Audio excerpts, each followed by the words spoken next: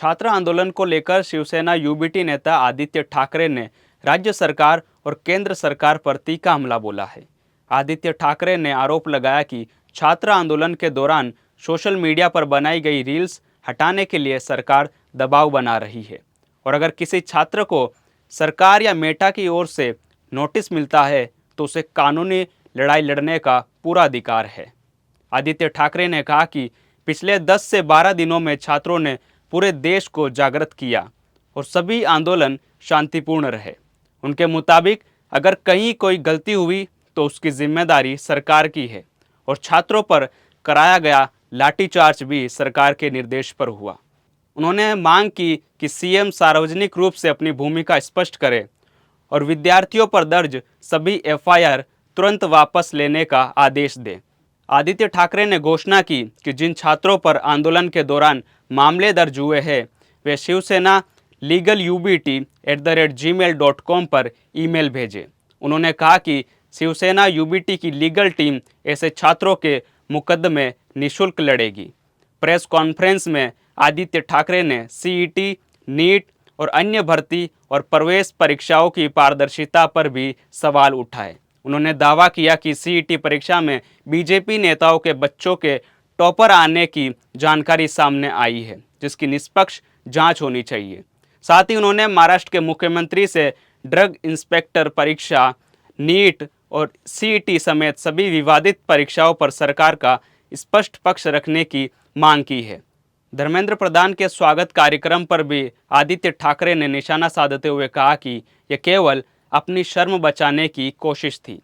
बिहार में कथित AK-47 firing की घटना का जिक्र करते हुए उन्होंने कहा कि अगर छात्र आंदोलन में विदेशी फंडिंग के आरोप लगाए जा रहे हैं तो इसकी जांच होनी चाहिए, लेकिन अगर ऐसा सच है तो ये देश के गृह मंत्रालय की सबसे बड़ी विफलता है। उन्होंने कहा कि मुंबई, पुणे, नागपुर सहित देश भर में हुए आंदोलन पूरी तरह छात्र आंदोलन थे और इन्हें किसी और रंग में पेश करना गलत होगा। दिल्ली में असामाजिक तत्वों की मौजूदगी को लेकर भी आदित्य ठाकरे ने केंद्र और दिल्ली सरकार को घेरते हुए कहा कि यह उनकी कानूनी व्यवस्था की विफलता है। उन्होंने आरोप लगाया कि सरकार छात्रों के साथ जनरल डायर जैसी मानसिकता से पेश आ रही है और छात्रों की आवाज़ दबाने की कोशिश कर रही है। उन्होंने दोहराया कि छात्रों के लोकतांत्रिक आंदोलन को अपराध की तरह नहीं देखा जाना चाहिए और सरकार को दमन की बजाय संवाद का रास्ता अपनाना चाहिए। बिल्कुल, बात यही है, बात स्पष्ट है। पिछले 10 दिनों में, 12 दिनों में आपने देखा होगा कि पूरे देश में एक आंदोलन ने देश को जागरूक कर दिया है। जो इस्तीफा मांग रहे थे धर्मेंद्र प्रधान का, मंत्री प्रधान से लेकर प्रधानमंत्री तक बातें सबकी निकल आई है। फिर उसमें इथेनॉल की बात हो, चंदा चोरी की बात हो, हर एक विषय पे लोगों ने अपनी अपनी जो राय है वो व्यक्त की है।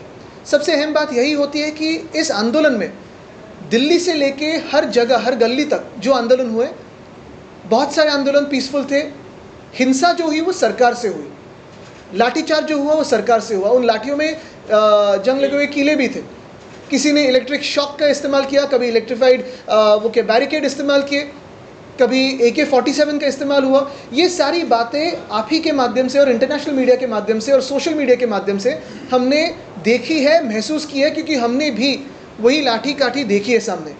जेन ज़ी ने देखी है, जेन अल्फा ने देखी है, जो सिर्फ अपनी भूमिका स्पष्ट करना चाहती थी कि जिन्होंने भी नीट के पेपर का स्कैम किया है उसको सज़ा हो और मंत्री से हमें इस्तीफा चाहिए, अकाउंटेबिलिटी चाहिए। हमने तब भी कहा था, आज भी कह रहे हैं कि महाराष्ट्र में जिस पे भी इस आंदोलन में FIR दर्ज हुए हो, नोटिस गए हो, डिटेंशन हुआ हो, इलीगल डिटेंशन हुआ हो, हमें शिवसेना UBT@gmail.com पे ईमेल करें।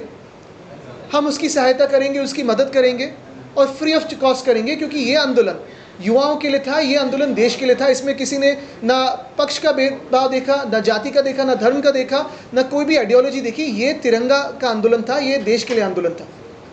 और यही बात है कि आज महाराष्ट्र के सीएम फडणवीस साहब उनकी बात स्पष्ट करें कि ये FIR पीछे लेने वाले हैं या नहीं। ये तो बात एक है, क्योंकि केंद्र सरकार ने तो वचन दिया है, लेकिन भाजपा कौन सी है जो वचन को पालती है। तो ये एक बात हुई, लेकिन हम हमारा वचन पालेंगे और जो भी शिवसेना UBT@gmail.com पे उनकी नोटिस FIRs हमें भेजेगा, उसके लिए हम महाराष्ट्र में लड़ेंगे केस।